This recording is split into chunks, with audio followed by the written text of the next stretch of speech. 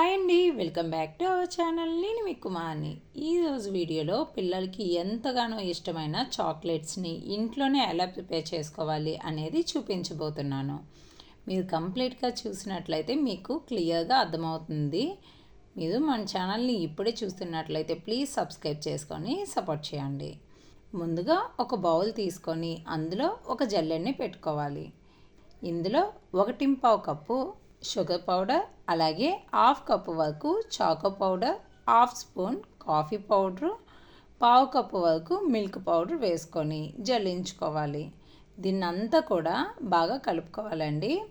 ఇప్పుడు stove on చేసుకొని ఒక గిన్నె పెట్టుకోవాలండి. ఇందులో కొద్ది వాటర్ వేసుకొని ఈ వాటర్ అనేది హీట్ అవ్వాలి. దీని మీద మరొక గిన్నె పెట్టుకోవాలండి. దీన్ని డబుల్ బాయిలింగ్ మెథడ్ అంటారు. ఇందులో 1/2 కప్పు వరకు ఫ్లేవర్ లేని ఆయిల్ తీసుకోవాలి. ఆయిల్ అయినా తీసుకోవచ్చు, లేదంటే నెయ్యినైనా తీసుకోవచ్చు అండి. లేదు అనుకుంటే కోకోనట్ ఆయిల్ అయినా తీసుకోవచ్చు, కాకపోతే ఫ్లేవర్ లేకుండా ఉండాలి. ఇందులో మిక్స్ చేసి పెట్టుకున్న ఈ చాకో పౌడర్ని వేసుకొని బాగా కలుపుతూ ఉండాలండి.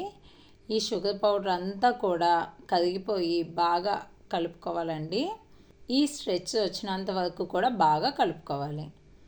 ఇప్పుడు స్టవ్ ఆఫ్ చేసుకొని ఒక సిలికాన్ మోడ్ తీసుకోవాలండి. చూడండి, ఇలా సిలికాన్ మోడ్ తీసుకొని ఇటువంటిది తీసుకోవాలి. ఇప్పుడు ఇందులో ప్రిపేర్ చేసుకున్న ఈ చాక్లెట్ క్రీమ్ని ఈ సిలికాన్ మోడ్లో ఇలా స్పూన్తో వేసుకోవాలి. ఇప్పుడు దీన్ని ఒక 2 అవర్స్ పాటు ఫ్రిడ్జ్లో పెట్టుకోవాలి.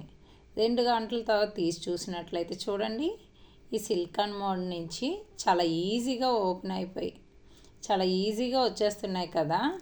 ఈ చాక్లెట్స్ అనేది ఎంత బాగున్నాయో కదా, చూస్తేనే తినాలనిపించేస్తుంది. చాలా బాగా వస్తాయండి, టేస్ట్ కూడా చాలా బాగుంటుంది.